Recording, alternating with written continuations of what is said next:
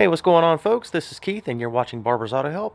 Today's video is going to be about the fuse panel locations on this '07 Ford Edge with a 3.5 liter. There are actually two fuse panels on this vehicle here, and we'll go ahead and start with the underhood fuse panel, which is actually called a battery junction box, and that's right here, right next to the battery there. Now, to get into this fuse box, you simply push back on this tab here and lift the lid straight up just like so. Once the lid is opened, you'll notice that you have several different types of fuses in here. You also have relays and maybe a couple of diodes.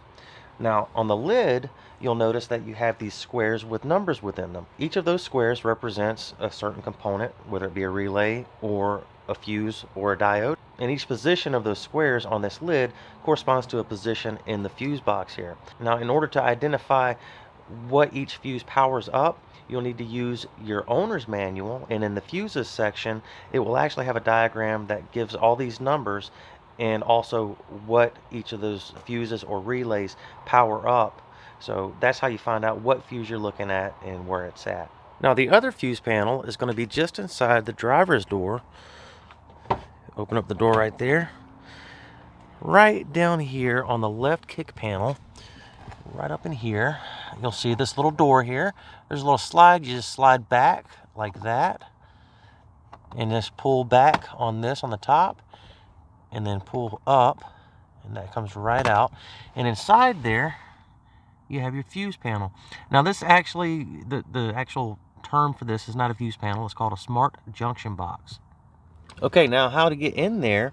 You're going to take, and you got these two tangs on each side of the cover here. You're going to squeeze them together like this and pull right out on the cover.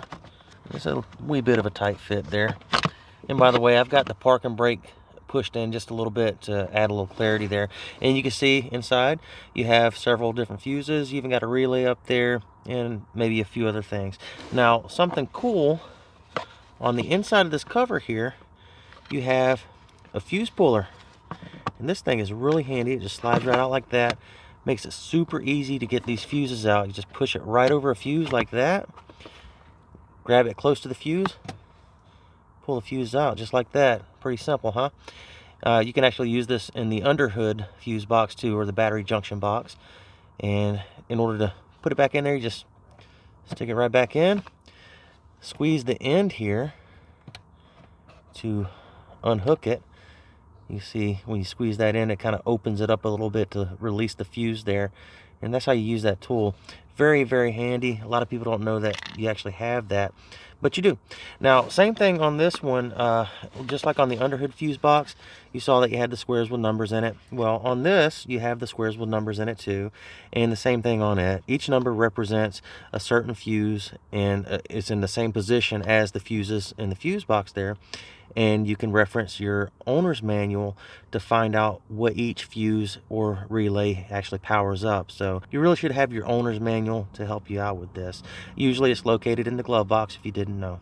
So that's where both of your fuse panels are located on this '07 Ford Edge with a 3.5 liter. Now, guys, I have a lot more videos on this particular vehicle here. I actually got a series on this, and I will post a link down in the description to that series of videos. So got a lot of information still available for you other than this. Also, guys, if you're not sure how to check your fuses, I also have a video on that too, and I will post it down in the description of this video along with the other link that I discussed earlier. And I'll also have a link posted on the end screen of this video to those videos too, along with some more helpful links. Now, folks, as always, I do appreciate you watching. Please read the entire description down below this video or to the side of this video, however YouTube has it formatted. There's a lot more very important information in that description that you need to know, and there may be some things I need to clarify. That's where I do that. Also, please read the disclaimer at the very end of the description. Thanks again for watching, guys. Please like and subscribe.